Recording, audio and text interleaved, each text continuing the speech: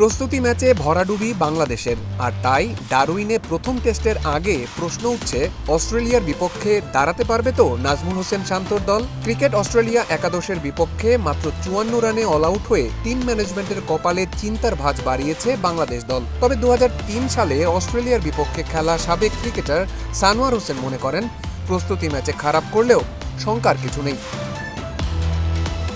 সাবেক এই অলরাউন্ডার জানিয়েছেন, অস্ট্রেলিয়ার কন্ডিশন অনুযায়ী লাইন লেংথে মানিয়ে নিতে পারলেই ভালো ফলাফল সম্ভব। প্র্যাকটিস ম্যাচেও আমরা যে ওয়েতে পারফরমেন্স আশা করেছিলাম, ওইভাবে ফার্স্ট ইনিংসটা মিরাজের একটা অসাধারণ পারফরমেন্স ছিল। তারপরে আমরা পরবর্তী ওই রিফ্লেকশনটা দেখতে পারি নাই।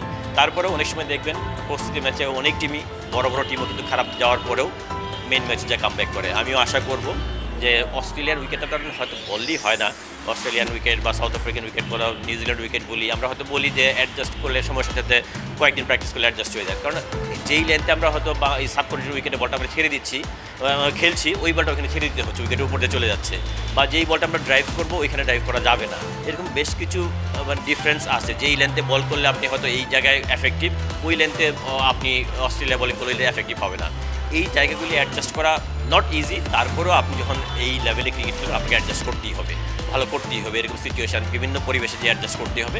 অস্ট্রেলিয়ার কন্ডিশনে ইংল্যান্ডের মতো দলও 2 দিনের টেস্ট ম্যাচ হেরেছে। প্যাট কামিন্স, মিচেল স্টার্কদের বোলিং সামলে বাংলাদেশ কদিন টিকতে পারবে সেই প্রশ্নই এখন বারবার সামনে আসছে। কিন্তু 23 বছর আগে অস্ট্রেলিয়ার বিপক্ষে খেলা সানোয়ার হোসেন বাংলাদেশ দলকে নিয়ে বেশ আশাবাদী। সাবেক এই অলরাউন্ডার মনে করেন, ব্যাটসম্যানরা দায়িত্ব নিলেই অজিদের বিপক্ষে লড়াই করা সম্ভব।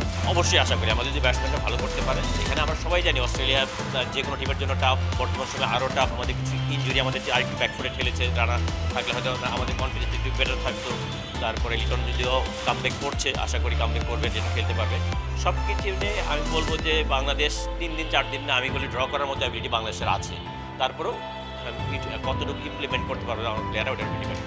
প্রস্তুতি ম্যাচে দ্বিতীয় ইনিংসে মাত্র 54 রানে অল আউট হওয়া বাংলাদেশের ব্যাটিংয়ে একমাত্র আশার আলো প্রথম ইনিংসের সেঞ্চুরিয়ান মেহেদী হাসান মিরাজ। এই অলরাউন্ডার সেঞ্চুরির দেখা পেলেও বাকিরা হতাশ করেছেন। 13ই আগস্ট ডারউইনে প্রথম টেস্টে নামার আগে ব্যাটসম্যানরা নিজেদের ছন্দ ফিরে পাবেন কিনা, সেটি এখন বড় প্রশ্ন।